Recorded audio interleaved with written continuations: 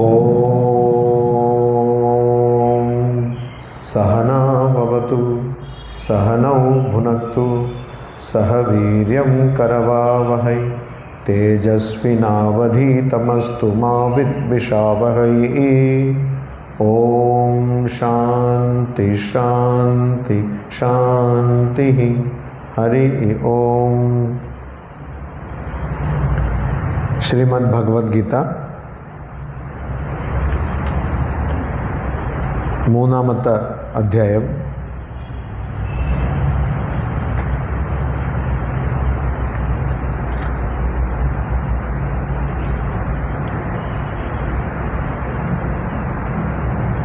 പത്താമത്തെ ശ്ലോകം.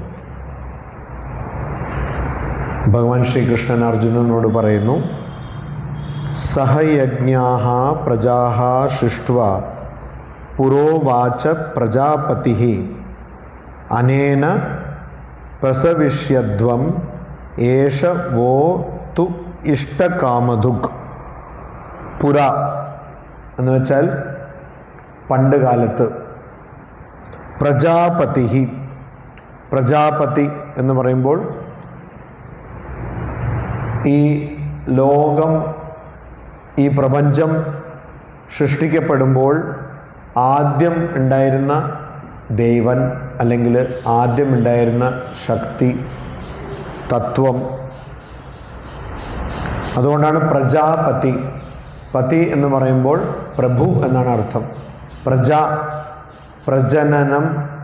പ്രജ എന്ന് പറയുമ്പോൾ ഈ പ്രപഞ്ചത്തിലുള്ള എല്ലാ ജീവികളെയും, പ്രപഞ്ചത്തിലുള്ള സർവസൃഷ്ടികളെയുമാണ് ഉദ്ദേശിക്കുന്നത്. ആ പ്രജാപതി. സഹയജ്ഞാഃ, യജ്ഞത്തോടുകൂടി, അതായത് വേദങ്ങളിൽ പറഞ്ഞിരിക്കുന്ന യജ്ഞകർമ്മങ്ങൾ, അതോടുകൂടി. പ്രജാപതി എന്ന് വെച്ചാൽ ഈ പ്രപഞ്ചത്തിൻ്റെ സൃഷ്ടാവ്, ബ്രഹ്മാവ് എന്നും പറയാം. ആ ബ്രഹ്മാവ് ഈ പ്രപഞ്ചത്തിനെ നിലനിർത്താൻ വേണ്ടി ഉള്ള കർമ്മങ്ങൾ, അതാണ് യജ്ഞം. ആ യജ്ഞത്തോടു കൂടി എന്ത് ചെയ്തു? പ്രജാഃ സൃഷ്ട്വ. പ്രജ എന്ന് പറയുമ്പോൾ ജീവികൾ, ഈ പ്രപഞ്ചം. അതിനെ സൃഷ്ട്വ, അതിൻ്റെ സൃഷ്ടി ചെയ്തതിന് ശേഷം ഉവാച, ഇങ്ങനെ പറഞ്ഞു. എന്ത് പറഞ്ഞു?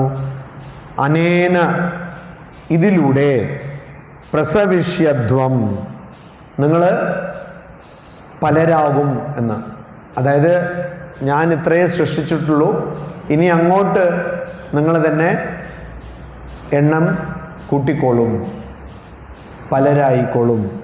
പ്രസവിഷ്യധ്വം, അതായത് നിങ്ങൾ തന്നെ പ്രസവിച്ചോളും എന്നാണ് അർത്ഥം.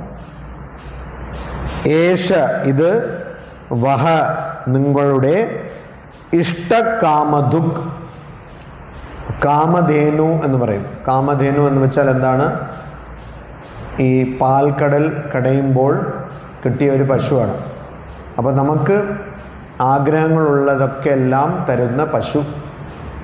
അപ്പം അങ്ങനെ ഇഷ്ട എന്ന് വെച്ചാൽ ആഗ്രഹങ്ങൾ, കാമദുഃഖ് എന്ന് വെച്ചാൽ കാമധേനു. അപ്പോൾ ഈ ഇഷ്ടപ്പെടുന്ന കാര്യങ്ങളൊക്കെ നമുക്ക് തരുന്ന പശു, അതാണിത്. അസ്തു, അങ്ങനെ ആകട്ടെ. അതായത് ഈ പ്രപഞ്ചം മാത്രമല്ല, ഈ പ്രപഞ്ചത്തിലുള്ള ഈ യജ്ഞ അവസ്ഥ, വ്യവസ്ഥ, യജ്ഞങ്ങൾ ചെയ്യുന്ന വ്യവസ്ഥ, അത് നിങ്ങൾക്ക് ആഗ്രഹിക്കുന്ന കാര്യങ്ങൾ കിട്ടുമാറാക്കട്ടെ. അസ്തു. അപ്പോൾ ആദ്യം പ്രപഞ്ചത്തിനെ ഉണ്ടാക്കിയ, പ്രപഞ്ചത്തിനെ നിർമ്മിച്ച സൃഷ്ടാവ് ബ്രഹ്മാവ് പ്രപഞ്ചം നിർമ്മിച്ചതിന് ശേഷം ഇനി അങ്ങോട്ട് ഈ പ്രജനനം, അല്ലെങ്കിൽ പലരും ആകുന്നത്, അത് ഈ ലോകത്തിലുള്ള ജനനം, ജീവനം, മരണം. ജനനം, സ്ഥിതി, സംഹാരം എന്നുള്ള ഈ 3 കർമ്മങ്ങളും തന്നെ നിന്നുള്ളതൊക്കെ തന്നെ നിർവഹിച്ചോളും. അതിൻ്റെ ഊർജത്തിൽ, ഈ പ്രപഞ്ചത്തിൻ്റെ ഊർജത്തിൽ, ഈ പ്രപഞ്ചത്തിൻ്റെ പ്രവാഹത്തിൽ പ്രപഞ്ചം മുന്നോട്ട് പോയിക്കോളും. മാത്രമല്ല ഇതിലൂടെ തന്നെ നിങ്ങൾക്ക് നിങ്ങൾ ആഗ്രഹിച്ച കാര്യങ്ങളൊക്കെ സാധിക്കാനും പറ്റും. മാത്രമല്ല വേറെ എന്ത് പറഞ്ഞു? അത് 11ാമത്തെ ശ്ലോകത്തിൽ ഭഗവാൻ ശ്രീകൃഷ്ണൻ പറയുന്നുണ്ട്. പ്രജാപതി ബ്രഹ്മാവ് ഈ ലോകത്തിൻ്റെ ആദ്യ സൃഷ്ടാവ് പറഞ്ഞ കാര്യങ്ങൾ. ദേവാൻ ഭാവയതാനേന തേ ദേവാ ഭാവയന്തു വഹ പരസ്പരം ഭാവയന്തഃ ശ്രേയഃ പരമ അവാപ്സ്യഥ. അനേന, അതായത് ഈ പ്രപഞ്ചത്തിലൂടെ, ഈ പ്രപഞ്ചത്തിൻ്റെ വ്യവസ്ഥയിലൂടെ ദേവാൻ ഭാവയത്ത്, നിങ്ങൾ ദേവന്മാരനെ ചിന്തിക്കൂ, അവരെ ധ്യാനിക്കൂ. അപ്പോൾ വ്യവസ്ഥ എന്ന് പറയുമ്പോൾ വേറൊരു വാക്കുണ്ട് സംസ്കൃതത്തിൽ, ഋതം എന്ന് പറയും. ഋതം എന്ന് പറഞ്ഞാൽ ഈ സൃഷ്ടിക്ക് ഒരു, ഋതം എന്ന് പറഞ്ഞാൽ ഒരു അർത്ഥം സത്യം എന്നാണ്. അതല്ലാതെ വേറൊരു അർത്ഥം ഈ സൃഷ്ടിക്ക് ഒരു ക്രമമുണ്ട്, ഒരു വ്യവസ്ഥയുണ്ട്. ആ വ്യവസ്ഥയിലൂടെയാണ് സൃഷ്ടി മുന്നോട്ട് പോകുന്നത്. അപ്പോൾ ആ വ്യവസ്ഥയുടെ ഭാഗമായി ഓരോ വിഷയത്തിനും ഓരോ ദേവന്മാരുണ്ട്. ആ ദേവന്മാരെ നിങ്ങൾ പൂജിക്കൂ, അവരെ ചിന്തിക്കൂ, ധ്യാനിക്കൂ. എന്തുകൊണ്ട്? തേ ദേവാഹ, ആ ദേവന്മാരൊക്കെ വഹ ഭാവയന്തു. അപ്പം നിങ്ങൾ ആ ദേവന്മാരെ ചിന്തിക്കുമ്പോൾ, അവരെ ധ്യാനിക്കുമ്പോൾ ആ ദേവന്മാരെന്ത് ചെയ്യും? നിങ്ങളെ കുറിച്ച് ചിന്തിക്കും. പരസ്പരം ഒരു ബന്ധമുണ്ടാവും. അവർ നിങ്ങളെക്കുറിച്ച് ചിന്തിക്കും, നിങ്ങൾ അവരെ കുറിച്ച് ചിന്തിക്കും. ദേവന്മാരെന്ന് വെച്ചാൽ എന്താണ്? ദേവ എന്നുള്ള വാക്കിന് പല അർത്ഥങ്ങളുണ്ട്. സംസ്കൃത ഭാഷയിൽ ഒരു വാക്കിന് പല അർത്ഥങ്ങളുണ്ട്. ഇപ്പോൾ ദേവ എന്നുള്ള വാക്കിന് പല അർത്ഥങ്ങളുണ്ട്. അതിലൊരർത്ഥം ചൂതാട്ടക്കാരൻ എന്നും ഒരു അർത്ഥമുണ്ട്. അപ്പോൾ അങ്ങനെ പല അർത്ഥങ്ങളുണ്ട്. പക്ഷേ ഈ ദേവ എന്ന് വരുന്നത് മൂലവാക്ക് ദിവ് എന്നുള്ള വാക്കിൽ നിന്നാണ് വരുന്നത്. ആ ദിവ് എന്നുള്ള വാക്കിൻ്റെ അർത്ഥം എന്താണ്?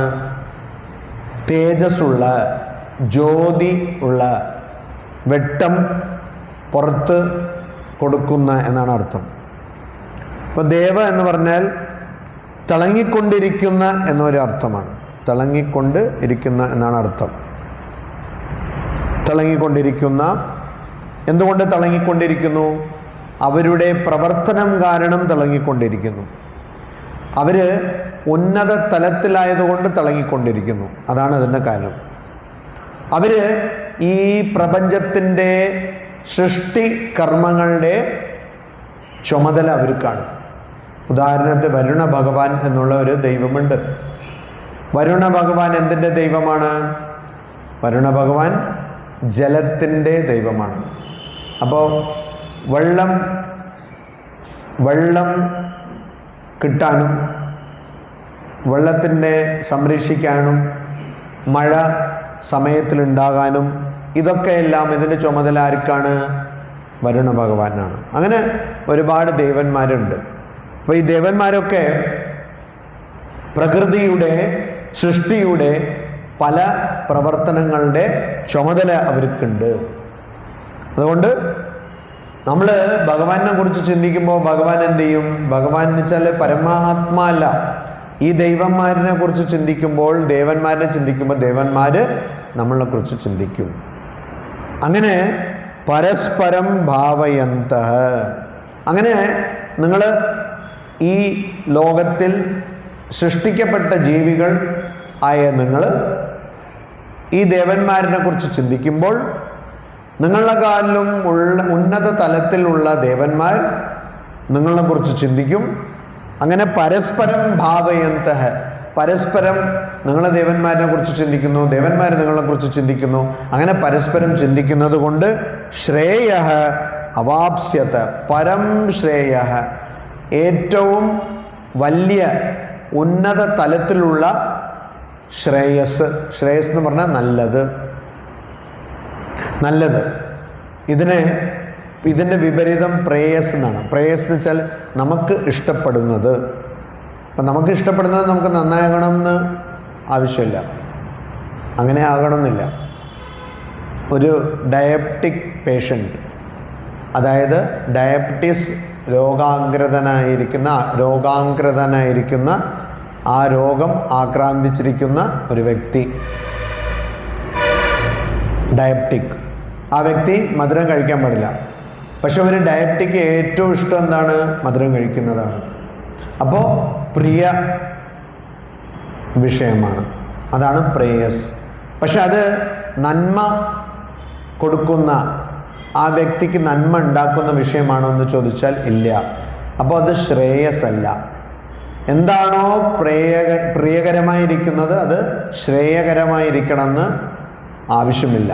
അപൂർവം ചില സാഹചര്യത്തിൽ രണ്ടുമായിരിക്കാം. പക്ഷേ പൊതുവേ ശ്രേയസ്സായിരിക്കുന്നത് പ്രേയസ്സായിരിക്കില്ല, പ്രേയസ്സായിരിക്കുന്നത് ശ്രേയസ്സായിരിക്കില്ല. അങ്ങനെ ഓരോ മുഹൂർത്തത്തിലും നമ്മുടെ ജീവിതത്തിൽ ഈ ചോദ്യം നമ്മളെ അലട്ടുകയാണ്.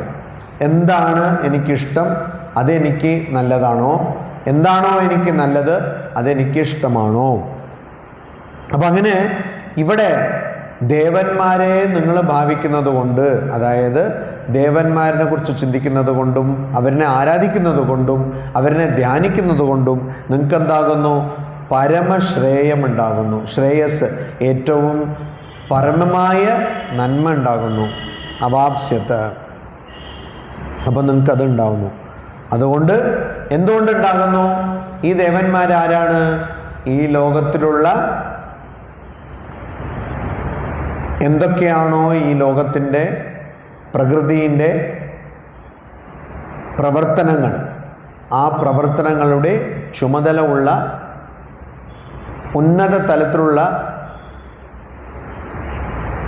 വ്യക്തിത്വങ്ങൾ അല്ലെങ്കിൽ ഉന്നത തലത്തിലുള്ള ശക്തികളാണ് ദേവന്മാരെന്ന് പറയുന്നത്.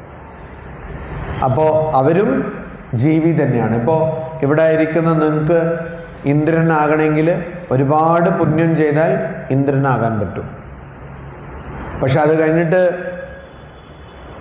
അവിടുന്ന് മുക്തരാകണമെങ്കിൽ വീണ്ടും ഈ ലോകത്തിൽ വന്ന് തന്നെ കർമ്മം ഞാനാ ചെയ്യുന്നത്, അല്ലെങ്കിൽ കർമ്മത്തിൻ്റെ ഫലം ഞാനാണ് അനുഭവിക്കുന്നത് എന്നുള്ള ആ ധാരണകളിൽ നിന്ന്, അജ്ഞാനം കൊണ്ടുവരുന്ന ആ ധാരണകളിൽ നിന്ന് മുക്തരാകണം. അപ്പോഴേ മുക്തി കിട്ടുള്ളൂ. അതുകൊണ്ട് ഭഗവത്ഗീതയിൽ പറയുന്നു 9-ാമത്തെ അധ്യായത്തിൽ ക്ഷീണേ പുണ്യേ മർത്യ ലോകം വിശന്തി. അതായത് ഇങ്ങനെ ഒരുപാട് പുണ്യകർമ്മങ്ങൾ ചെയ്തതുകൊണ്ട് ചിലപ്പം ഇന്ദ്രനാവും, ചിലപ്പം ബ്രഹ്മാവ്. ഇതൊക്കെ ഓരോ തസ്തികയാണ്, ഓരോ പോസ്റ്റാണ്, അതിലേക്ക് പോകും. അപ്പോൾ ഒരാൾ ബ്രഹ്മാവൊക്കെ ആവും, കുറേ കാലം ബ്രഹ്മാവായിരിക്കും. പക്ഷേ ആ പുണ്യഫലം ക്ഷയിക്കുമ്പോൾ, പുണ്യഫലം കുറവാകുമ്പോൾ ആ വ്യക്തി അവിടുന്ന് ക്ഷീണേ പുണ്യേ മർത്യലോകം വിശന്തി, കർമ്മങ്ങൾ ചെയ്താൽ കർമ്മഫലമുണ്ടാവുന്ന ലോകമാണ് മർത്യലോകം. അവിടത്തേക്ക് വീണ്ടും വരും. അപ്പോൾ ഈ ദേവലോകം എന്ന് പറഞ്ഞാൽ അവിടെ കർമ്മം ചെയ്യുമ്പോൾ അതിൻ്റെ കർമ്മഫലം ഉണ്ടാവില്ല. അവിടെ പുതിയ കർമ്മഫലങ്ങൾ നേടാൻ പറ്റില്ല. ഉള്ള കർമ്മഫലം, അതായത് നല്ല കർമ്മഫലം, അത് അനുഭവിക്കാനേ പറ്റുള്ളൂ. അപ്പോൾ പരസ്പരം ഈ ലോകത്തിന് ആർക്കാണോ ചുമതല ഉള്ളത്, പ്രകൃതിയുടെ പ്രവർത്തനങ്ങളുടെ ചുമതല ആർക്കാണോ ഉള്ളത്, ആ ചുമതലകളൊക്കെ നിർവഹിക്കുന്ന ദേവന്മാരെ ഭാവിച്ചാൽ, അവരിനെ കുറിച്ച് ചിന്തിച്ചാൽ നിങ്ങൾക്ക് നന്മ ഉണ്ടാവും. അപ്പോൾ അവരും നിങ്ങളെക്കുറിച്ച് ചിന്തിക്കുമെന്നാണ് പറയുന്നത്. അവർ നിങ്ങളെക്കുറിച്ച് ചിന്തിച്ചാൽ എന്താകും? ഉദാഹരണത്തിന് വനസ്പതി എന്ന് പറയുമ്പോൾ ചെടികളും മരങ്ങളും കൊടികളും ഒക്കെയാണ്. അപ്പോൾ ഇതിനെക്കുറിച്ച് നമ്മൾ ചിന്തിച്ചാൽ നമ്മൾ എന്ത് ചെയ്യും?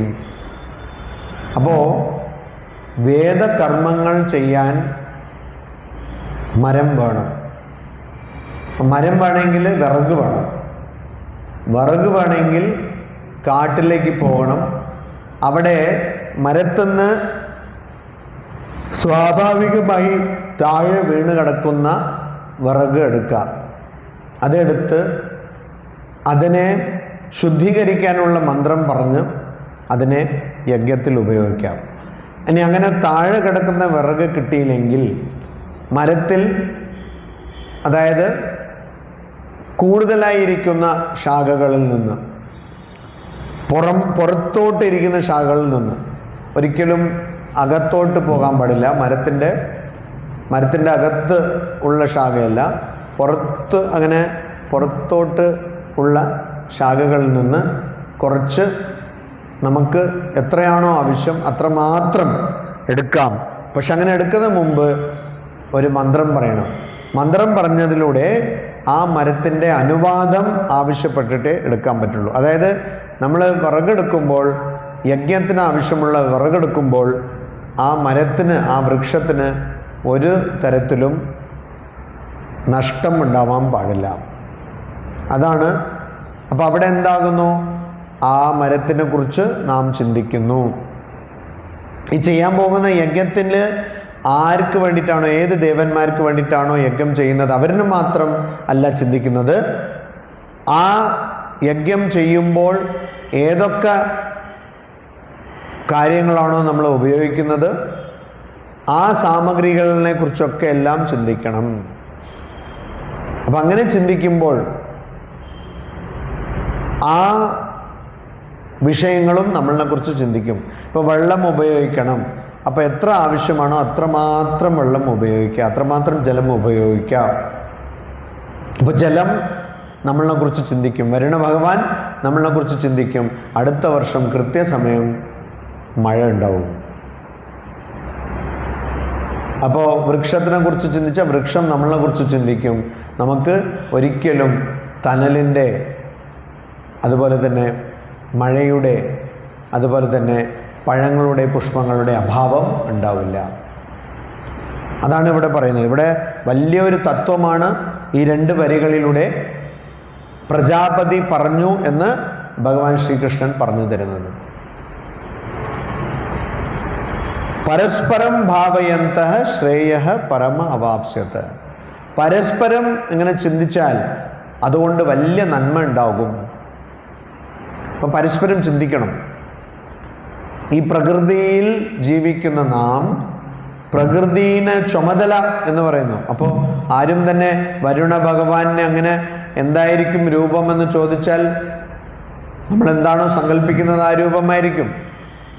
പക്ഷെ ഇവിടെ ദേവൻ എന്ന് പറഞ്ഞ് ഉദ്ദേശിക്കുന്നത് പ്രകൃതിയുടെ പല വശങ്ങളെയാണ്. അപ്പോൾ ആ വശങ്ങളെ നാം ബഹുമാനിച്ചുകൊണ്ട് ആ വശങ്ങളെ എങ്ങനെ സംരക്ഷിക്കണം എന്ന് ചിന്തിച്ചുകൊണ്ട് പ്രവർത്തിച്ചാൽ പ്രകൃതിയുടെ ആ വശങ്ങളൊക്കെ എല്ലാം നമ്മളെക്കുറിച്ച് ചിന്തിക്കും. അതായത് നമുക്കും നന്മ ഉണ്ടാകും. കേദാർനാഥിൽ 2012 വലിയ വെള്ളപ്പൊക്കം ഉണ്ടായി. അപ്പോൾ എന്തുകൊണ്ടുണ്ടായി? കാരണം ആൾക്കാരവിടെ പോയി, അവിടെ ഉള്ള പുഴ, ആ പുഴേൻ്റെ മുകളിൽ തന്നെ തൂണൊക്കെ കെട്ടി അവിടെ ഹോട്ടൽ ഉണ്ടാക്കി. കേദാർനാഥ് എന്ന് പറയുന്നത് അറിയാമല്ലോ, ശിവക്ഷേത്രമാണ്. അപ്പോൾ ആ ശിവക്ഷേത്രം ചാർ ധാം എന്ന് പറയുന്ന 4 വലിയ തീർത്ഥാടന ക്ഷേത്രങ്ങളിൽ ഒന്നാണ്. ബദ്രിനാഥ്, കേദാർനാഥ്, യമുനോത്രി, ഗംഗോത്രി. അപ്പോൾ ആൾക്കാരെന്ത് ചെയ്തു? അവിടെ പോയി അവിടെ ഹോട്ടൽ തുടങ്ങി, റെസ്റ്റോറൻറ്റ് തുടങ്ങി. ആൾക്കാർ വിനോദസഞ്ചാരത്തിന് വേണ്ടി അവിടെ പോകാൻ തുടങ്ങി. അപ്പോൾ പ്രകൃതിയെ ബഹുമാനിക്കുന്നില്ല, പ്രകൃതിയെ വല്ലാതെ പീഡിപ്പിച്ചുകൊണ്ട് തന്നെ, ഉപദ്രവിച്ചുകൊണ്ട് തന്നെ അവിടെ ആൾക്കാരെന്ത് ചെയ്യാൻ തുടങ്ങി? പോയി ആഘോഷിക്കാൻ തുടങ്ങി. അപ്പോൾ ഒരു സുപ്രഭാതത്തിൽ, ശരിക്കും സുപ്രഭാതം തന്നെ, ഒരു സുപ്രഭാതത്തിൽ പെട്ടെന്ന് അവിടെ മേഘങ്ങൾ പോയി അവിടെ പൊട്ടി, ക്ലൗഡ് ബസ്റ്റ് ഉണ്ടായി. അപ്പം അങ്ങനെ ആ പൊട്ടലുണ്ടായതുകൊണ്ട് അത് മൊത്തം എല്ലാം വൃത്തിയാക്കി അവിടെ ഉള്ള എല്ലാ വീടുകളും, എല്ലാ ഹോട്ടലുകളും, എല്ലാ നിർമ്മിതികളും ഒറ്റയടിക്ക് ഒഴുക്കി വൃത്തിയാക്കി പ്രകൃതി. അപ്പോൾ അതാണ് നമ്മൾ പരസ്പരം ഈ പറയുന്ന വരി, പരസ്പരം ഭാവയന്തഃ ശ്രേയഃ പരമ അവാപ്സ്യത. ഇതിവിടെ ഉദ്ദേശിച്ചത് പ്രകൃതിയെ സംരക്ഷിക്കുന്ന, പ്രകൃതിയുടെ പല വശങ്ങളെ കാത്ത് രക്ഷിക്കുന്ന ദേവന്മാരിനെ കുറിച്ച് ചിന്തിച്ചാൽ ദേവന്മാരും നമ്മളെ കുറിച്ച് ചിന്തിക്കും. നമുക്കങ്ങനെ നല്ല രീതിയിൽ കഴിഞ്ഞുകൂടാം എന്നുള്ള അർത്ഥത്തിലാണ് ഇവിടെ പ്രജാപതി പറയുന്നു. അങ്ങനെ പറഞ്ഞു എന്ന് ഭഗവാൻ ശ്രീകൃഷ്ണൻ പറയുന്നു. പക്ഷെ ഈ ഒരു വരിയെ പരസ്പരം സമൂഹത്തിൽ വ്യക്തികൾ തമ്മിലുള്ള സമ്പർക്കത്തിനും നമുക്ക് ഈ വരിയെ ഉപയോഗിക്കാം.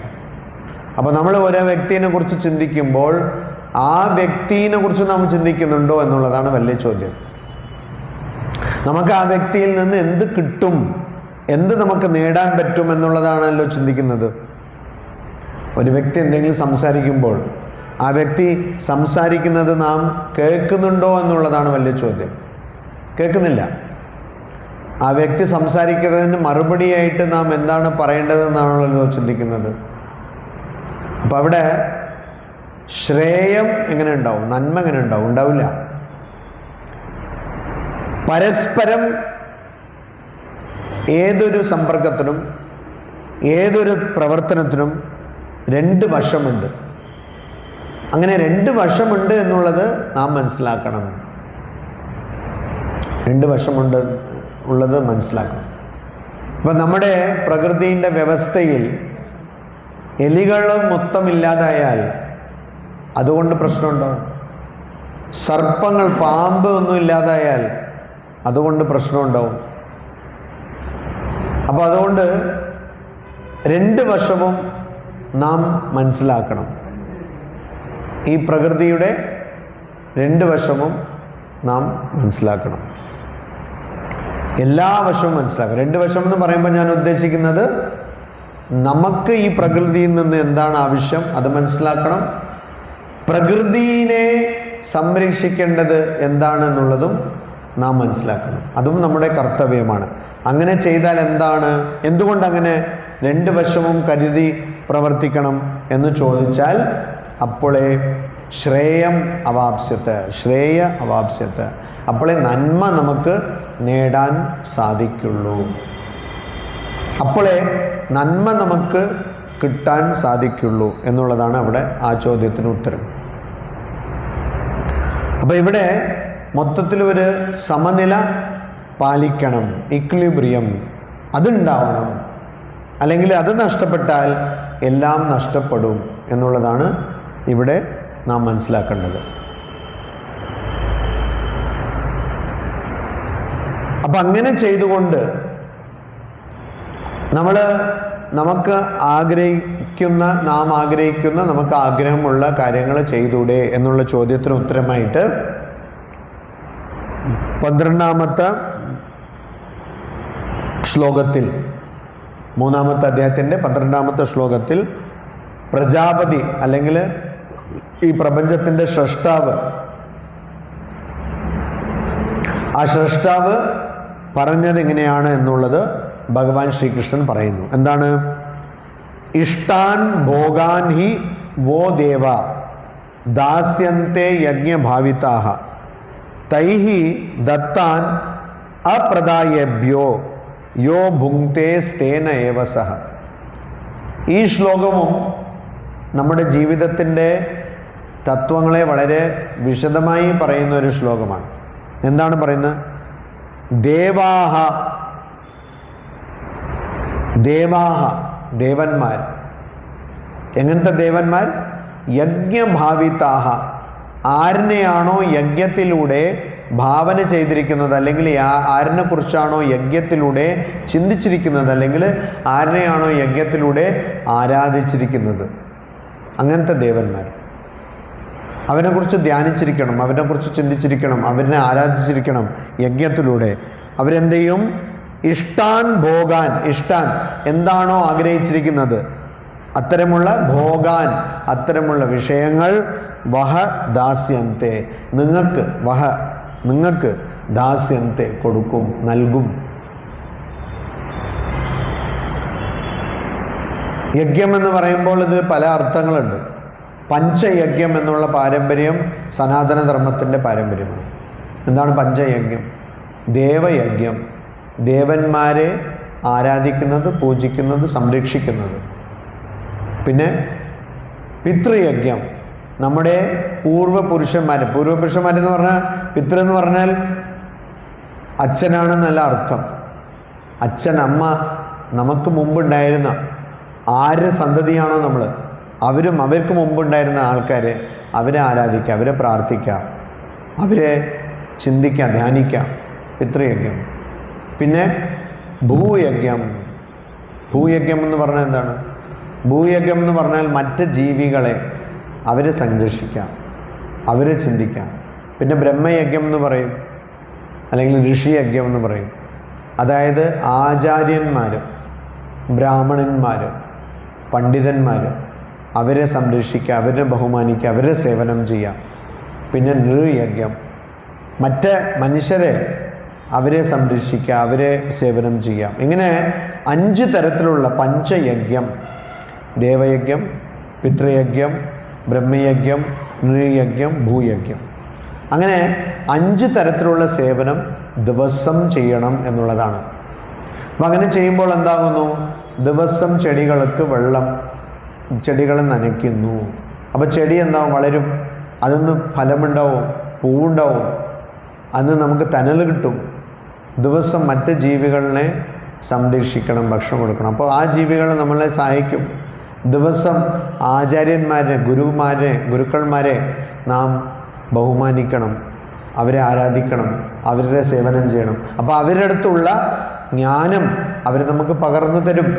ദിവസം നമ്മുടെ പിതൃകൾ, അതായത് നമ്മുടെ പൂർവ്വപുരുഷന്മാർ, അവരെ ചിന്തിക്കണം, ധ്യാനിക്കണം. അപ്പോൾ അവരുടെ അനുഗ്രഹം നമുക്കുണ്ടാവും. ദിവസം ദേവന്മാരെ ആരാധിക്കണം. അപ്പോൾ ഏതേത് ദേവന്മാർ പ്രകൃതിയുടെ ഏതേത് വശമാണ് നോക്കുന്നത്, അതൊക്കെ നമുക്കുണ്ടാവും. അതാണ് യജ്ഞം. യജ്ഞത്തിലൂടെ, അതായത് സേവനത്തിലൂടെ നാം ആരാധിക്കുന്ന ദേവന്മാർ, സേവനത്തിലൂടെ ആരാധിക്കുന്ന ദേവന്മാർ, അവർ നമുക്ക് ഇഷ്ടാൻ ഭോഗാൻ, നമുക്ക് എന്താണോ ആഗ്രഹം, ആ ആഗ്രഹങ്ങളൊക്കെ പൂർത്തിയാക്കി തരും. ഈ ഭൂമി എങ്ങനെയാണ്? ഭൂമി എപ്പോഴും നമുക്ക് കൊടുത്തുകൊണ്ടിരിക്കുന്നതാണ്. ഒരിക്കലും ഭൂമി എനിക്കിത് വേണമെന്ന് ആവശ്യപ്പെട്ടതായിട്ട് ചരിത്രമില്ല. അങ്ങനെ ഒരിക്കലും സംഭവിച്ചിട്ടുണ്ടോ? ഭൂമി എപ്പോഴെങ്കിലും എനിക്കിത് വേണമെന്ന് ചോദിച്ചിട്ടുണ്ടോ? എപ്പോഴും അങ്ങോട്ട് ഏത് ജീവിക്കും കൊടുത്തുകൊണ്ടിരിക്കും. അതുകൊണ്ട് തന്നെ സഹിഷ്ണുതയുടെ പരാകാഷ്ഠയായിട്ട്, പരമ മാതൃകയായിട്ടാണ് ഭൂമിയെ നാം കാണുന്നത്. ഭൂമി എന്ന് പറയുമ്പോൾ തന്നെ എല്ലാ ഭാഷകളിലും അത് സ്ത്രീലിംഗമാണ്, ഒരു ദേവീൻ്റെ രൂപമാണ്, ഒരു മഹിളയുടെ രൂപമാണ് ഭൂമിക്ക് കൊടുക്കുന്നത്. കുറച്ച് വർഷങ്ങൾ മുമ്പ് ഹോളിവുഡിൽ ഒരു സിനിമ ഉണ്ടായി, എർത്ത് എന്ന് പറഞ്ഞിട്ട്. അപ്പോൾ ആ സിനിമ ഒരു തത്വദർശനം എന്നുള്ള രീതിയിൽ ഒരു താത്വിക സിനിമയാണ്. അപ്പോൾ ആ സിനിമയിൽ എന്താണ് കാണിക്കുന്നത്? ഈ ഭൂമി അതിങ്ങനെ കൊടുത്തുകൊണ്ടിരിക്കുന്നു. അവസാനം ഭൂമി തന്നെ എല്ലാം കൊടുത്ത് ഒന്നുമില്ലാത്ത രീതിയിലാവുന്നു. അത് വലിയൊരു താത്വിക സിനിമയാണ്. അപ്പം അത് ശരിയാണ്. നാം ഈ ഭൂമിയിൽ നിന്ന് എല്ലാം സ്വീകരിക്കുന്നു എന്നല്ലാതെ ഭൂമിക്ക് ശരിക്കും നമുക്കൊന്നും കൊടുക്കാൻ പറ്റില്ല. അപ്പോൾ അതാണ് നാം യജ്ഞത്തിലൂടെ, യജ്ഞം എന്ന് പറയുമ്പോൾ ഇവിടെ വേറൊരു കാര്യമുണ്ട്, അച്ചടക്കം. ആദ്യം പറഞ്ഞല്ലേ, നമ്മുടെ ഗ്രന്ഥങ്ങൾ എന്താ പറയുന്നത്? യജ്ഞത്തിന് വിറക് വേണമെങ്കിൽ താഴെ സ്വാഭാവികമായി മരത്തിൽ നിന്ന് വീണിരിക്കുന്ന വിറകെടുക്കാം.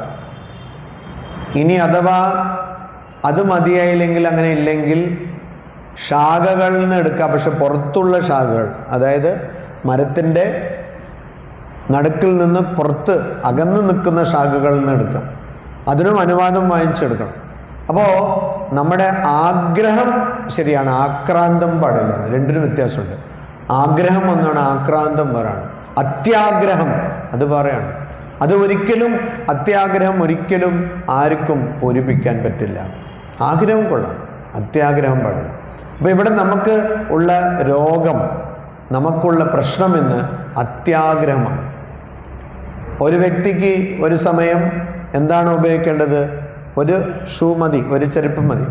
ചില ആൾക്കാരെ വീട്ടിൽ പോയാൽ ചെറിയൊരു ചെരുപ്പ് പീടിക തന്നെ ഉണ്ടാവും. ഇതിനകത്ത് പോകുമ്പോൾ ഉപയോഗിക്കാൻ ഒന്ന് വീട്ടിനകത്ത് ബാത്റൂമിൽ ഉപയോഗിക്കാൻ മാത്രം, ഒന്ന് വേറെ ഒരു സ്ഥലത്ത് ഇത് പുറത്ത് പാർട്ടിക്ക് പോകുമ്പോൾ ഇത്, ജോഗിങ്ങിന് പോകുമ്പോൾ ഇത്, പിന്നെ ഓഫീസിൽ പോകുമ്പോൾ ഇത്, പിന്നെ ഓഫീസിൽ ദിവസം ഒരു ഷൂ ഇട്ടാൽ മോശമാണല്ലോ. അപ്പോൾ ഒരു 7 ദിവസത്തിന് 7 ഷൂ, അങ്ങനെ അവസാനം ആ ഷൂ തന്നെ എടുത്ത് അയാളുടെ മണ്ടയ്ക്കൊന്ന് 2 അടിച്ചാൽ കൊള്ളാം. കാരണം ഇത് അത്യാഗ്രഹമാണ്. നിങ്ങൾക്ക് ഒരു സമയത്തിൽ എത്ര ചെരുപ്പ് ഇടാൻ പറ്റും? ഒന്നല്ലേ പറ്റുള്ളൂ, ഒന്നിലധികം പറ്റുമോ? ഒരു സമയം എത്ര വസ്ത്രം ധരിക്കാൻ പറ്റും? ഒന്നല്ലേ പറ്റുള്ളൂ, ഒന്നിലധികം പറ്റില്ല. പക്ഷെ ചില ആൾക്കാരൊക്കെ ബുട്ടീക്ക് പോലെ ഒരു വസ്ത്രപീടിക തന്നെ വീട്ടിലുണ്ടാവും. അതാണ് അത്യാഗ്രഹം. അപ്പോൾ ഈ യജ്ഞം എന്ന് പറയുമ്പോൾ മനസ്സിൻ്റെ അച്ചടക്കം കൂടി അവിടെ സൂചിപ്പിക്കുന്നു. യജ്ഞത്തിലൂടെ എനിക്ക് വേണമെന്ന് പറഞ്ഞാൽ അത്യാഗ്രഹമല്ല അവിടെ ഉദ്ദേശിക്കുന്നത്. അതുകൊണ്ട് തന്നെ സനാതന ധർമ്മത്തിലും ഭാരതീയ തത്വശാസ്ത്രത്തിലും നമുക്കൊരു വാക്കുണ്ട്, അപരിഗ്രഹ എന്നുള്ള നല്ല വാക്കാണ്. വിവേകാനന്ദ സ്വാമികൾ പറയും, നമ്മുടെ ഋഷിമാരെന്ത് ചെയ്തു? മറ്റ് രാജ്യങ്ങൾ എത്ര അധികം ചേർക്കണം, എത്ര അധികം നേടണം എന്നുള്ള വിഷയത്തിനെ കുറിച്ച് ചിന്തിച്ചുകൊണ്ടിരിക്കുമ്പോൾ ഇപ്പോൾ എത്രയോ ആയിരക്കണക്കിന് വർഷങ്ങൾക്ക് മുമ്പ് നമ്മുടെ ഋഷിമാർ എത്ര കുറവുണ്ടായിരുന്നാൽ നമുക്ക് ജീവൻ സംരക്ഷിക്കാൻ മതി എന്നുള്ളത് അവർ കണ്ടെത്തിയിരുന്നു. അതായത് എത്ര കുറവായിട്ടുള്ള വിഷയങ്ങൾ വെച്ച് നമുക്ക് ജീവിക്കാൻ കഴിയും, ഈ ദേഹം സംരക്ഷിക്കാൻ കഴിയും, നമ്മുടെ ചുറ്റുപാട് സംരക്ഷിക്കാൻ കഴിയും എന്നുള്ള കാര്യങ്ങളാണ് നമ്മുടെ ഋഷികൾ കണ്ടെത്തിയത്. നേരെമറിച്ച് ഇപ്പോൾ ലോകമോടിക്കൊണ്ടിരിക്കുന്ന എത്ര അധികം നേടാൻ പറ്റും എന്നുള്ളതിനെ കുറിച്ചാണ്. മാക്സിമം അന്ന് അവർ കണ്ടെത്തിയത് എത്ര മിനിമം ഉണ്ടായാൽ പറ്റും എന്നാണ്. അപ്പോൾ അതാണ് യജ്ഞം, അച്ചടക്കമാണ് യജ്ഞം. അച്ചടക്കം, സമർപ്പണ ഭാവം. മറ്റുള്ള ആരെടുത്തുനിന്നാണോ ഞാൻ ആഹരിക്കുന്നത്, ആഹാരം എന്ന് വെച്ചാൽ നേടുന്നത്, സ്വന്തം ആവശ്യത്തിന് വേണ്ടി നേടുന്നത്, ആരെടുത്തുനിന്നാണോ ഞാൻ എടുക്കുന്നത് അവർക്ക് എന്ത് പറ്റുന്നു എന്നുള്ളതിനെ കുറിച്ചുള്ള ചിന്ത, അവർക്ക് എനിക്ക് എന്ത് കൊടുക്കാൻ പറ്റും. ഈ ലോകത്തിൽ നിന്ന് ഒരുപാട് മറ്റുള്ള ആൾക്കാരുടെ അധ്വാനം സ്വീകരിച്ച് ആഘോഷിക്കുന്ന വ്യക്തികൾ ഈ ലോകത്തിലേക്ക് ആ അധ്വാനം തിരിച്ചു കൊടുത്തില്ലെങ്കിൽ എന്താകും? കുറച്ച് കഴിയുമ്പോൾ എല്ലാ രോഗങ്ങളും ഉണ്ടാകും. ഭക്ഷണം കഴിക്കാൻ പറ്റാതെ, അതായത് ഭക്ഷണത്തിന് ധനമില്ലാതെ ആ ധനം സമ്പാദിക്കാൻ വേണ്ടി ഒരുപാട് ആൾക്കാരിനെ ഉപദ്രവിച്ചു, കഷ്ടപ്പെടുത്തി എന്ന് വെച്ചാൽ പിന്നെ ധനമുണ്ടാവും, പക്ഷേ ഭക്ഷണം കഴിക്കാൻ പറ്റില്ല. ധനമുണ്ടാവും, പക്ഷെ ഒന്നും കഴിക്കാൻ പറ്റില്ല. ഡോക്ടർ പറയും ഇത് പറ്റില്ല, അത് പറ്റില്ല, ഒന്നും പറ്റില്ല. അപ്പം അതുകൊണ്ട് ഒരു വ്യക്തി ഗുരുക്കന്മാരുടെ അടുത്തുനിന്ന് വിദ്യ നേടി, ജ്ഞാനം നേടി, പക്ഷെ അത് ഈ ലോകത്തിന് തിരിച്ചും കൊടുത്തില്ലെങ്കിൽ എന്തുണ്ടാവും? ആ ജ്ഞാനം, ആ വിദ്യ, ആ ജ്ഞാനം അവർക്കും ഒരു ഗുണമില്ലാതാവും. അപ്പോൾ പെട്ടെന്ന് ഒന്നും ഓർമ്മയിൽ നിൽക്കില്ല, എല്ലാം മറന്നു. അപ്പം അങ്ങനെ അതിനുള്ള ശിക്ഷ കിട്ടും. പക്ഷെ ആ ശിക്ഷ കാത്തു നിൽക്കേണ്ട ആവശ്യമില്ല. നമ്മൾ ആരിനെയാണോ യജ്ഞത്തിലൂടെ, അച്ചടക്കത്തിലൂടെ, പരിമിതമായ ജീവിതത്തിലൂടെ, മിതമായ ജീവിതത്തിലൂടെ ആ ദേവനെ ചിന്തിച്ച് ആരാധിക്കുന്നതിലൂടെ. അപ്പം ഇവിടെ ദേവൻ എന്നുള്ളത് പറയുന്നത് അത് നമുക്കങ്ങനെ അക്ഷരാർത്ഥത്തിലും എടുക്കാം, ദേവന്മാരുണ്ടെന്ന് രൂപകമായിട്ടും എടുക്കാം. പരിസ്ഥിതിയെ, പ്രകൃതിയെ പല രീതികളിൽ പല ദേവന്മാരും ദേവിമാരുമായി നമുക്ക് എടുത്തു കാണിക്കുന്നു. വിവേകാനന്ദ സ്വാമികൾ 1897 പാശ്ചാത്യ രാജ്യങ്ങളിൽ 4 വർഷം പ്രവർത്തിച്ചിട്ട് അദ്ദേഹം, വിവേകാനന്ദ സ്വാമികൾ ഭാരതം മടങ്ങിയപ്പോൾ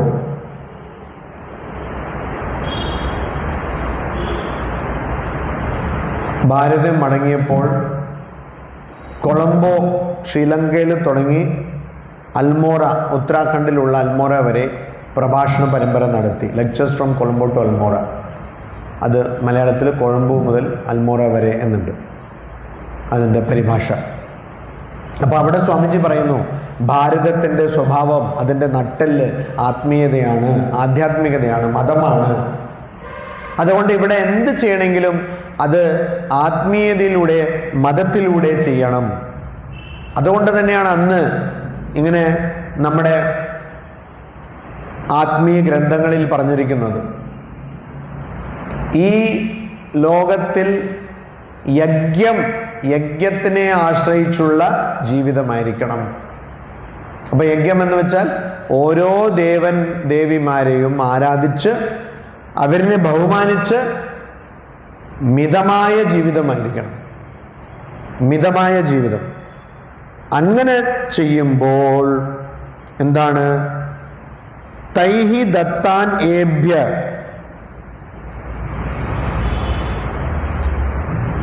തൈഹി ദത്താൻ ഏഭ്യ, ആരാണോ അവർ കൊടുക്കുന്നത്, അവരെന്ന് പറഞ്ഞാൽ ഈ ദേവന്മാർ കൊടുക്കുന്നതിനെ സ്വീകരിക്കുന്നു. അപ്രദായ യഹ ഭുങ്ക്തേ, പക്ഷേ തിരിച്ചൊന്നും കൊടുക്കുന്നില്ല.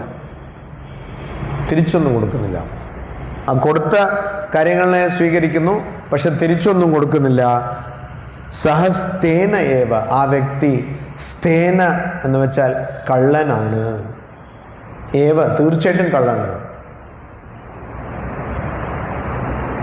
ഇപ്പോൾ ചില സ്ഥലങ്ങളിൽ, ചില എയർപോർട്ടിലൊക്കെ പോയാൽ അവിടെ കോമൺ ലൈബ്രറി എന്ന് പറഞ്ഞ് ഒരു സംഭവമുണ്ട്. പബ്ലിക് ലൈബ്രറി, പബ്ലിക് ലൈബ്രറി എപ്പോഴും ഉള്ളതാണ്. അതായത് കോമൺ ലൈബ്രറി എന്ന് വെച്ചാൽ അവിടുന്ന് ഏതെങ്കിലും പുസ്തകം നമുക്ക് വായിക്കാം, വായിച്ചിട്ട് അവിടെ വീണ്ടും വയ്ക്കാം. അതേപോലെ നമുക്ക് എന്തെങ്കിലും പുസ്തകം നമ്മൾ വായിച്ചിരുന്നെങ്കിൽ അവിടെ വയ്ക്കാം. അപ്പോൾ പിന്നെ വരുന്ന ആൾക്കാർ അത് വായിക്കും. അങ്ങനെ നാം സമൂഹത്തിൽ നിന്ന്, പ്രകൃതിയിൽ നിന്ന് കുറേ കാര്യങ്ങൾ എടുക്കുന്നു. എടുത്തിട്ട് എന്ത് ചെയ്യുന്നു? നമുക്ക് നല്ല സമ്പത്തൊക്കെ ഉണ്ടായാൽ പിന്നെ നമ്മൾ ഏത് രാജ്യത്തിലാണ് കൂടുതലും സൗകര്യം എന്ന് പറഞ്ഞ്, നമ്മുടെ രാജ്യത്തിലായിരിക്കും, പക്ഷെ അതറിയാതെ വെഡ്ഡികൾ പോലെ വേറെ രാജ്യത്തിലേക്ക് പോകുന്നു. വേറെ രാജ്യത്തിലേക്ക് പോകുന്നു. എന്തുകൊണ്ട് പോകുന്നു? കാരണം നമുക്ക് എവിടെയാണോ സൗകര്യം അത് മാത്രമേ നമുക്ക് മനസ്സിലാവുന്നുള്ളൂ. അത് മാത്രമേ മനസ്സിലാവുന്നുള്ളൂ. വിവേകാനന്ദ സ്വാമികൾ അതുകൊണ്ട് പറയും, ഞാൻ ഓരോ വ്യക്തിയെ രാജ്യദ്രോഹി എന്ന് പറയുന്നു. ഏത് വ്യക്തിയെ? ഈ രാജ്യത്തിൻ്റെ ചെലവിൽ അല്ലെങ്കിൽ ഈ രാജ്യത്തിൽ വിദ്യാഭ്യാസം നേടി, ഈ രാജ്യത്തിൽ വിദ്യാഭ്യാസം നേടി, പക്ഷേ ഈ രാജ്യത്തിൽ ഉള്ള ഒരു വിധവയുടെ കണ്ണുനീര് തുടയ്ക്കാൻ പറ്റാത്ത, അല്ലെങ്കിൽ ഈ രാജ്യത്തിലുള്ള ഒരു പാവപ്പെട്ട വ്യക്തിയുടെ കഷ്ടങ്ങൾക്ക് ഒന്നും ചെയ്യാത്ത വ്യക്തിയെ ഞാൻ രാജ്യദ്രോഹി എന്ന് പറയുന്നു. രാജ്യദ്രോഹി എന്ന് പറയുന്നു. അപ്പോൾ അതാണ് ഇവിടെ നമ്മൾ പ്രകൃതിയിൽ നിന്ന് കുറേ കാര്യങ്ങൾ എടുക്കുന്നു, പക്ഷെ പ്രകൃതിക്ക് എന്തെങ്കിലും കൊടുക്കുന്നുണ്ടോ എന്ന് ചോദിച്ചാൽ ഒന്നും കൊടുക്കുന്നില്ല. അപ്പോൾ നാം ആരാണ്? കള്ളന്മാരാണ്. കക്കുന്നു, ഒന്നും കൊടുക്കുന്നില്ല. അതാണ് ഇവിടെ പറയുന്നത്. അപ്പോൾ ഈ ദേവന്മാർക്ക് നാം കൊടുക്കണം. എങ്ങനെ കൊടുക്കണം എന്നുള്ളതാണ് ചോദ്യം. അപ്പോൾ ഏതെങ്കിലും ഒരു മരം, നമ്മൾ കുറേ ആൾക്കാർ ഇതിനെ പ്രഹസനമാക്കിയിട്ടുണ്ട്. കുറേ ആൾക്കാർ പ്രകൃതി സംരക്ഷണം എന്നൊക്കെ പറഞ്ഞ് ആൾക്കാരുടെ അടുത്ത് നല്ല പേര് വാങ്ങിക്കാം. പക്ഷെ അവർ വീട്ടിലൊക്കെ പോയാൽ ഒന്നും പ്രകൃതിയും ഉണ്ടാവില്ല, സംരക്ഷണവും ഉണ്ടാവില്ല. വെറുതെ പേരിന് ഒരു മരമൊക്കെ അങ്ങനെ വയ്ക്കും. പിന്നെ അത് കഴിഞ്ഞിട്ട് അതുണ്ടായിരുന്നോ, അത് നഷ്ടപ്പെട്ടോ ഒന്നും തിരിഞ്ഞു പോലും നോക്കില്ല. അതല്ല, ഇൻസ്റ്റാഗ്രാമിലോ ഫേസ്ബുക്കിലോ വാട്സപ്പിലോ ചില ഫോട്ടോ ഇടാൻ വേണ്ടിയിട്ടുള്ള സംരക്ഷണമല്ല. നമ്മുടെ ജീവിതം തന്നെ സംരക്ഷണമായി മാറണം. നമ്മൾ എത്ര ഉപയോഗിക്കുന്നു, എത്ര പ്രകൃതിൻ്റെ ഊർജം, ഇപ്പം അതിന് കുറേ കാർബൺ ഫുട് പ്രിൻറ്റ് അങ്ങനെയൊക്കെ ഉണ്ട്. അപ്പോൾ ഇതൊരു ഫാഷനായി മാറിയിരിക്കുകയാണ് ഇപ്പോൾ. അപ്പോൾ അതല്ല ഇവിടെ വേണ്ടത്. അതിനെക്കുറിച്ചുള്ള ബോധം, പ്രകൃതിനെ എത്ര നമ്മൾ ഉപയോഗിക്കുന്നു, നാം എത്ര പ്രകൃതിക്ക് കൊടുക്കുന്നു. പ്രകൃതിക്ക് നമുക്ക് എന്തെങ്കിലും കൊടുക്കാൻ പറ്റുമോ എന്ന് ചോദിച്ചാൽ ശരിക്കും പറ്റില്ല. പക്ഷേ ഇവിടുന്ന് എടുക്കുമ്പോൾ അത് നമ്മൾ ചെയ്യുന്നുണ്ടോ? മാലിന്യത്തിൻ്റെ കാര്യം നമ്മൾ പറയുമ്പോൾ എല്ലാവിടെയും പോയാൽ എല്ലാവിടെയും മാലിന്യമാണ്. എല്ലാവിടെയും മാലിന്യമാണ്. പക്ഷേ നാം എന്ത് ചെയ്യുന്നു? ഒരു സ്ഥലത്ത് ആരോ ഒരാൾ ഒരു പ്ലാസ്റ്റിക് ഇടുന്നു, ഇട്ട് കഴിഞ്ഞിട്ട് നമ്മൾ ഇവിടെ പ്ലാസ്റ്റിക് ഉണ്ട് അപ്പോൾ ഞാനും ഇടാം, ഓരോരാളും പ്ലാസ്റ്റിക് ഇടാം. അപ്പോൾ പഴയ ഒരു കഥ ഉണ്ടല്ലോ, ഒരു രാജാവ് പറഞ്ഞു അത്ര, ഇതുപോലെ കുറച്ച് പാൽ ആവശ്യമാണ്, അപ്പോൾ വലിയൊരു ടാങ്ക് പോലത്തെ സാധനം ഉണ്ടാക്കിയിട്ട് അതിൽ എല്ലാവരും കുറച്ച് പാൽ ഇടണം എന്ന്, എല്ലാവരും കുറച്ച് പാലിടണം, അപ്പോൾ നാളത്തേക്ക് ആവശ്യമാണെന്ന്.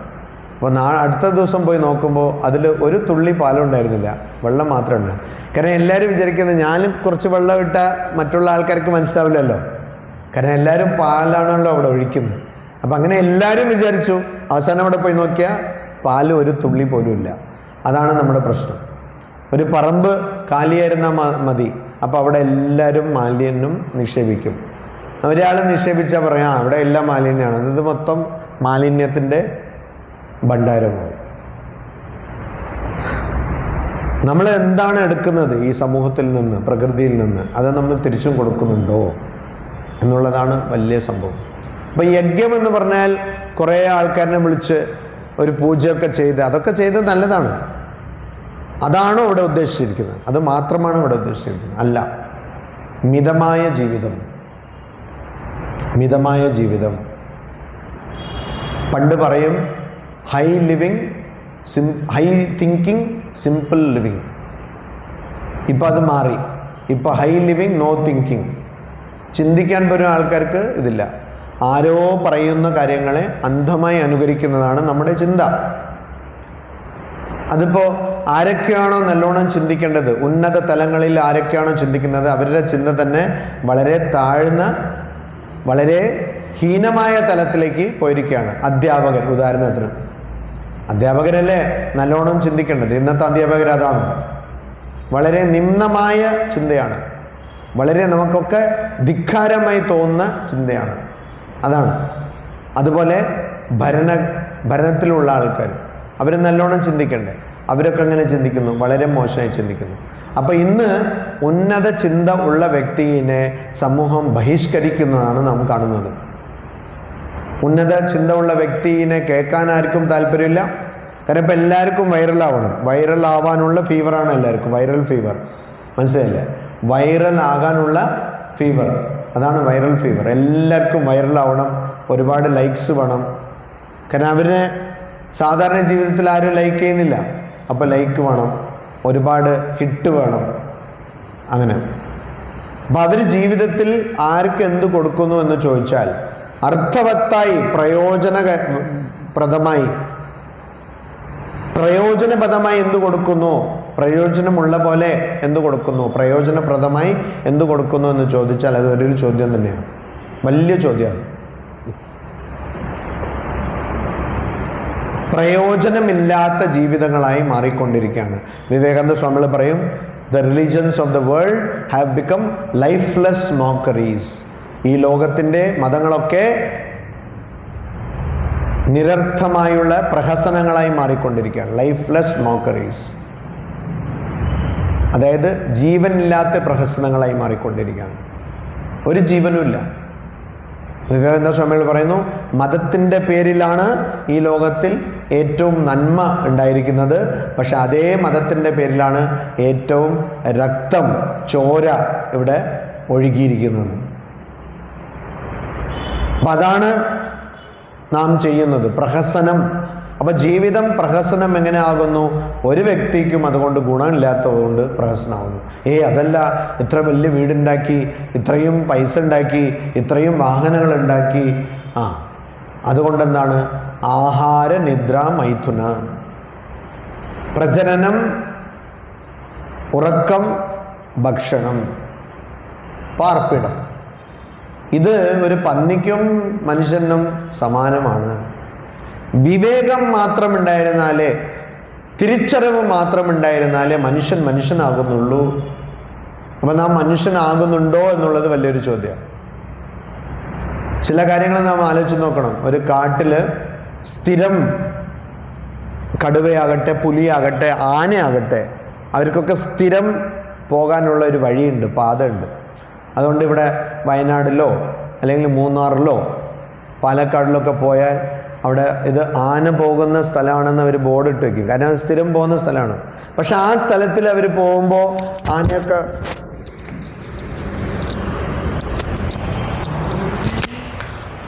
ഇറങ്ങുമ്പോൾ ആ സ്ഥലത്ത് ഒരുപാട്, പ്രത്യേകിച്ച് ഈ മുളയൊക്കെ ആനയ്ക്ക് ഇഷ്ടമാണ്. അതൊക്കെ എല്ലാം അങ്ങനെ പൊട്ടിച്ചു പോയെങ്കിലും സ്ഥിരം ആന പോകുന്ന സ്ഥലത്ത് അവിടെ മരങ്ങൾ വരും, അവിടെ ചെടികൾ വരും, കൊടികൾ വരും, എല്ലാം വരും. അതുപോലെ തന്നെ എല്ലാ ജീവികളും, ഒരു പ്രശ്നമില്ല.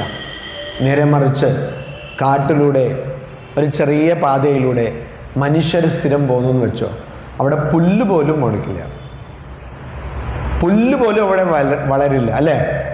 ആ സ്ഥലം അങ്ങനെ മണ്ണായി മാറുന്നില്ലേ? അപ്പം അത്രയ്ക്കും വിഷമുള്ള ഒരു ഇനമാണ് മനുഷ്യൻ എന്ന് പറഞ്ഞാൽ. ഇത്രയും വിഷം നിറഞ്ഞ ഇനമാണ്. നമ്മൾ എന്തെടുക്കുന്നു എന്ന് പറഞ്ഞാൽ ഒന്നും എടുക്കുന്നില്ല. നമ്മൾ പോകുന്ന സ്ഥലത്ത് പുല്ല് പോലും അവിടെ വളരുന്നില്ല എന്നുള്ളതാണ് അർത്ഥം. അപ്പം അതുകൊണ്ട് ഇത് മാത്രമല്ല, ഒരാൾ മുന്നിലിരിക്കുമ്പോൾ അയാൾക്ക് കൊടുക്കാതെ ഭക്ഷണം കഴിച്ചാൽ അത് കക്കുന്നത് പോലെയാണ്. അപ്പം ഇന്ന് നമുക്കെന്താണ്, ഇന്ന് നമ്മുടെ സമൂഹത്തിൻ്റെ ആദർശം എന്താണ്?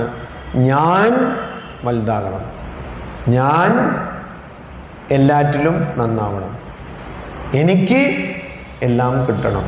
ഇതാണ് നമ്മുടെ ആദർശം.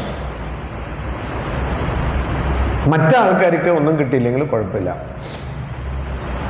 അതുകൊണ്ട് രക്ഷിതാക്കൾ കുട്ടികളുടെ അടുത്ത് പറയാണ്, മോൻ സ്വന്തം ക്ലാസ്സിലെല്ലാം പഠിക്കണം, മറ്റുള്ള ആൾക്കാർ എന്തെങ്കിലും ചോദിച്ചാൽ സഹായിക്കേണ്ട, സമയം കളയണ്ട, സഹായിക്കരുത്. അപ്പം അങ്ങനെ ജീവിക്കുന്നത് എങ്ങനെയാണ്? കള്ളന്മാർ പോലെ. അപ്പം അങ്ങനെ തന്നെ കള്ളന്മാരാണ്. ഈ കളവിനെ ഒരു ഭാരതീയ ന്യായ സംഹിതയും ഇതിനെ കുറ്റമായി കാണുന്നില്ല.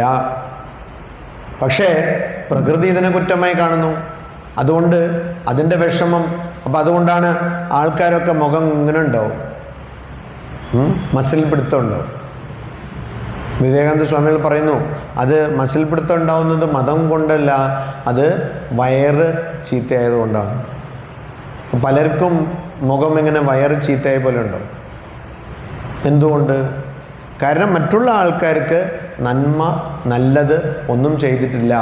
സ്വന്തം എങ്ങനെ നല്ലാകണം എന്നുള്ളത് മാത്രമേ ചിന്തിച്ചിട്ടുള്ളൂ. അവരാരാണ്? സ്തേന ഏവ സഹ. ഇങ്ങനത്തെ വ്യക്തികളാണ് കള്ളന്മാർ തന്നെയാണ്. ഒരു സംശയം വേണ്ട, ഒരു സംശയം വേണ്ട. ഞാനെങ്ങനെ നന്നാകണം, എനിക്കെങ്ങനെ വേണം.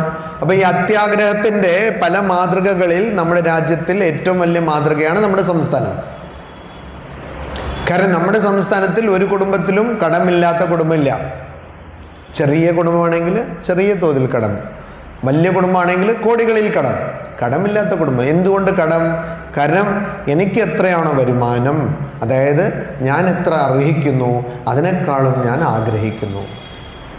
അർഹിക്കുന്നത് ഒന്ന്, ആഗ്രഹിക്കുന്നത് ഒരുപാട്. അതാണ് അത്യാഗ്രഹം. അപ്പോൾ ഈ കോഴിക്കോട് നഗരത്തിൽ തന്നെ ബുള്ളറ്റ്, റോയൽ എൻഫീൽഡ് ബുള്ളറ്റിൻ്റെ എത്ര ഷോറൂമുണ്ട്? ഒരു ബുള്ളറ്റ് വാങ്ങിക്കണമെങ്കിൽ 1,30,000 അത്ര വേണം പൈസ, കുറഞ്ഞത്. കൂടുതലാവുള്ളൂ. അപ്പോൾ പക്ഷെ എത്ര ആൾക്കാർക്ക് വേണം? അപ്പോൾ എല്ലാവർക്കും ആവശ്യമാണ് ഈ ബുള്ളറ്റ് വയ്ക്കാൻ. അതിൻ്റെ മൈലേജ് കുറവാണ്, അതിന് മെയിൻ്റനൻസും കൂടുതലാണ്. പക്ഷെ എല്ലാവർക്കും ബുള്ളറ്റിൽ കയറി നടക്കണം. അപ്പോൾ എത്ര ആൾക്കാർ ബുള്ളറ്റ് വെച്ച്, അവർക്ക് മാസ വരുമാനം എത്രയാണ്? ഈ മാസ വരുമാനം കൊണ്ട് ഈ ബുള്ളറ്റ് കൊണ്ട് നടക്കാൻ പറ്റില്ല. അപ്പം എങ്ങനെ ചെയ്യുന്നത്? കടം വാങ്ങിക്കുന്നു. പക്ഷെ കടം വാങ്ങിച്ചാൽ അത് തിരിച്ചു കൊടുക്കണം. അപ്പം അതിനെന്ത് ചെയ്യും? വേറൊരു സ്ഥലത്ത് നിന്ന് കടം വാങ്ങിക്കും.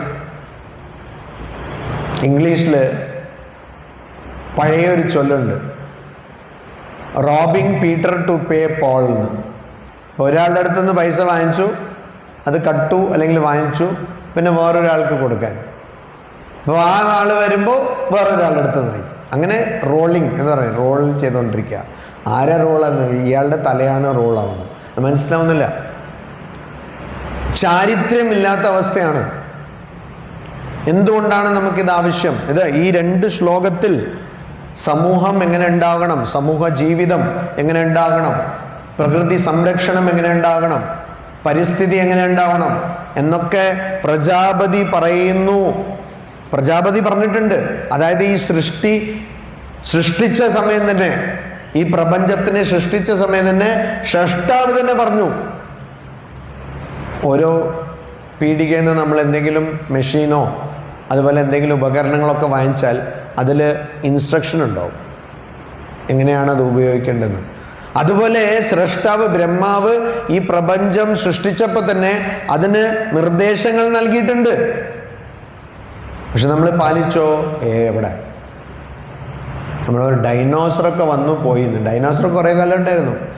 മനുഷ്യൻ ഈ ഇണം വളരെ ചെറിയ കാലമേ ഈ ലോകത്തിൽ വന്നിട്ടുള്ളൂ. 1,00,000 വർഷങ്ങൾ കൂടിപ്പോയാൽ. അതിൽ ഇങ്ങനെ പരിണമിച്ച് വന്ന വർഷങ്ങൾ അതിനേക്കാളും കുറവാണ്. അപ്പോൾ നമ്മൾ മര്യാദയ്ക്ക് ജീവിച്ചില്ലെങ്കിൽ എന്താവും? ഡൈനോസർ തന്നെ കാണാതെ പോയി. പക്ഷേ അപ്പം നമ്മളെവിടെ പോവും? ഡൈനോസർ നടക്കുന്ന സ്ഥലത്തൊക്കെ പുല്ലൊക്കെ വളർന്നിരുന്നു, അവർക്കൊന്നും പ്രശ്നം ഉണ്ടായിരുന്നില്ല. ഈ പ്രകൃതി തന്നെ നമുക്ക് മാതൃകകൾ കാണിച്ചു കൊടുക്കാണ്. കൂറ, കോക്രോച്ച് ഡൈനോസറിനെ കാണും മുമ്പുണ്ടായിരുന്നു. നമ്മളൊക്കെ ഈ പ്രപഞ്ചത്തിൽ നിന്ന് വിലുപ്തരായി കഴിഞ്ഞിട്ടുണ്ടാവും. ഒരു ന്യൂക്ലിയർ ബോംബ് പോലും, ന്യൂക്ലിയർ ബോംബിന്റെ സ്ഫോടനം ഉണ്ടായാൽ പോലും അതിജീവിക്കുന്ന ജീവി ഏതാണെന്ന് ചോദിച്ചാൽ ഒരു കോക്രോച്ചാണ്. അത് കണ്ടാൽ ചിലപ്പം ബാത്റൂമിൽ പലരും നിലവിളിക്കും, അത് വേറെ കാര്യമാണ്. എന്തുകൊണ്ട്? ആ കോക്രോച്ചിന് എന്താ ഭക്ഷണം? നനവ് മതി. ആലോചിച്ച് നോക്കൂ, കുറച്ച് നനവ് ഉണ്ടായിരുന്നാൽ മതി, മോയ്സ്ചർ ഉണ്ടായിരുന്നാൽ മതി. നമുക്കെന്താ ഭക്ഷണം? സ്വിഗ്ഗിയായി, സൊമാറ്റോ ആയി, ഇനി എന്തൊക്കെയോ ഉണ്ട്, ഇനിയും തുടങ്ങിക്കൊണ്ടിരിക്കുന്നു. ഇൻസ്റ്റാമാർട്ടായി, ഇതൊന്നും മതിയാവുന്നില്ല. പിന്നെ ഓരോ ദിവസവും കോഴിക്കോടിൽ ഒരു റെസ്റ്റോറൻറ്റ് തുടങ്ങുകയാണ്, എന്നിട്ടും നമുക്ക് മതിയാവുന്നില്ല. അത്യാഗ്രഹം. പക്ഷെ നമ്മളൊക്കെ എവിടെ കാണാതെ പോകും? എവിടെ കാണാം? നമ്മുടെ ജീവിതം ആയുസ് തന്നെ എത്രയാണ്? വലിയ ആയുസ്സൊന്നുമില്ലല്ലോ. 100 എന്ന് പറയുന്നത് എത്ര ആൾക്കാർ എത്തുന്നു എന്ന് ചോദിച്ചാൽ മതി. ചിലപ്പോൾ ചൈനയൊക്കെ ആയ 120 ആവും. അപ്പോൾ അതാണ് ഇവിടെ പറയുന്നത്. നിങ്ങൾ യജ്ഞഭാവിതാഹ, യജ്ഞത്തിലൂടെ ആരാധിച്ചാൽ മിതമായ ജീവിതം ആണ് നിങ്ങളുടെ എങ്കിൽ ഇഷ്ടാൻ ഭോഗാൻ ദേവാഹ ദാസ്യന്തെ, നിങ്ങൾക്ക് എന്താണോ ആഗ്രഹം, അത്യാഗ്രഹമല്ല, എന്താണോ ആഗ്രഹം എന്ന് വെച്ചാൽ നിങ്ങൾക്ക് എന്താണോ ആവശ്യം അത് ദേവന്മാർ തരും. പക്ഷേ അത് വാങ്ങിച്ചുകൊണ്ട്, അത് സ്വീകരിച്ചുകൊണ്ട്, അത് ആഘോഷിച്ചുകൊണ്ട്, അത് അനുഭവിച്ചുകൊണ്ട് അപ്രദായ നിങ്ങൾ അങ്ങോട്ട് തിരിച്ചൊന്നും കൊടുത്തില്ലെങ്കിൽ, ഞാനതും പറഞ്ഞില്ലേ, കുറേ ആൾക്കാർ അധ്വാനിച്ച് ഒരു കുട്ടീനെ വളർക്കുന്നു. ഇന്നൊരു അമ്മ പറഞ്ഞു, അയ്യോ ഞാൻ വീട്ടിൽ പോയില്ലെങ്കിൽ, ഞാൻ വീട്ടിലില്ലെങ്കിൽ കുട്ടിക്ക് വളരെ ബുദ്ധിമുട്ടാണ്. ഇന്ന് കുട്ടീൻ്റെ പ്രായം ചോദിച്ചാൽ 21 വയസ്സ്. ഒരു പക്ഷി എന്ത് ചെയ്യുന്നു? പക്ഷിക്ക് പറക്കാൻ പറ്റുന്ന ശേഷി വരുമ്പോൾ തന്നെ പക്ഷി ഉന്തി വിടുന്നു, കൂട്ടുന്നു, ഇനി ഇവിടെ നിൽക്കണ്ടെന്ന്. നമ്മളെന്ത് ചെയ്യുന്നു? 35 വയസ്സായാലും മോൻ ഇപ്പോഴും PSC പരീക്ഷ എഴുതിക്കൊണ്ടിരിക്കുക. കാരണം PSC പരീക്ഷ എഴുതണം, അല്ലെങ്കിൽ സർക്കാർ എങ്ങനെ നഷ്ടപ്പെടും? സർക്കാർ നഷ്ടപ്പെടുത്തണമല്ലോ. 35 വയസ്സ് പ്രായം വരെയും PSC പരീക്ഷ എഴുതിക്കൊണ്ടിരിക്കുക. ഇതിനേക്കാളും നാണംകെട്ട ജീവിതം ഉണ്ടോ എന്ന് വിവേകാനന്ദ സ്വാമികൾ അന്ന് തന്നെ ചോദിച്ചു. അതായത് സമുദ്രത്തിൽ നിങ്ങളെയൊക്കെ മുക്കാനുള്ള വെള്ളമില്ലേ? ചെന്നൈയിലുള്ള ശിഷ്യന്മാരുടെ അടുത്ത് വിവേകാനന്ദ സ്വാമികൾ ചോദിക്കുന്നു. ഒരു 30 രൂപ ക്ലാർക്ക്ഷിപ്പിന് വേണ്ടി, ഗുമാസ്ത എന്ന് പറയും, ആ ഗുമാസ്ത ജോലിക്ക് വേണ്ടി ഇത്രയും പ്രവർത്തിക്കുന്നുണ്ടല്ലോ എന്ന്. ഇപ്പോഴൊന്നും വലിയ മാറിയിട്ടൊന്നുമില്ല. 30,000 രൂപ PSC പരീക്ഷ, എല്ലാവിടെയും പോയി എല്ലാവരും PSC ആയിരുന്നു. അപ്പം നമ്മുടെ ജീവിതത്തിൽ നാം ഈ സൃഷ്ടിക്ക് അല്ലെങ്കിൽ പ്രപഞ്ചത്തിന്, സമൂഹത്തിന് എന്താണ് പ്രതിഫലം കൊടുക്കുന്നത് എന്നുള്ള ചിന്ത നമുക്കില്ല. ഫ്രീ ആയി കിട്ടിയ 2 എണ്ണം വേണമെന്നാണ് നമ്മുടെ സമീപനം. മനസ്സിലായേ? ഫ്രീ ആയി കിട്ടിയാൽ 2 എണ്ണം വേണം. ഒരു ഗ്രാമത്തിൽ നിന്ന് ഒരാൾ നഗരത്തേക്ക് വന്നു, അപ്പോൾ ഗ്രാമത്തിൽ നിന്ന് നഗരത്തേക്ക് വരുമ്പോൾ എല്ലാവരും പറഞ്ഞു ഈ നഗരമാണ്, അവിടെ ഭയങ്കര ആൾക്കാരാണ്, എല്ലാവരും പറ്റിക്കും എന്ന്. അപ്പോൾ പറഞ്ഞു ആ അങ്ങനെയാണോ, അപ്പോൾ എന്താ ചെയ്യേണ്ടത്? അല്ല അവരെല്ലാ വിലയൊക്കെ കൂട്ടി പറയും, അപ്പോൾ അതുകൊണ്ട് നിങ്ങൾ ശ്രദ്ധിക്കണം, വില പറഞ്ഞാൽ ഒന്ന് പേരമ്പേശി കുറവാക്കണം പറഞ്ഞു. ഓ അപ്പം ഞാൻ ഗ്രാമത്തിൻ്റെ ആളാണ്, ഗ്രാമക്കാരനാണെന്ന് പറഞ്ഞിട്ട് എനിക്ക് അങ്ങനെ ആൾക്കാർ ചെയ്യും അല്ലേ, നഗരത്തിൻ്റെ ആൾക്കാർ, ഞാനൊന്ന് നോക്കാമെന്ന്. അപ്പോൾ ഇയാൾ പോയി. അപ്പോൾ വന്നപ്പോൾ തന്നെ മഴ പെയ്യാൻ തുടങ്ങി. ബസ്സിൽ നിന്ന് ഇറങ്ങിയപ്പോൾ തന്നെ മഴ പെയ്യാൻ തുടങ്ങി.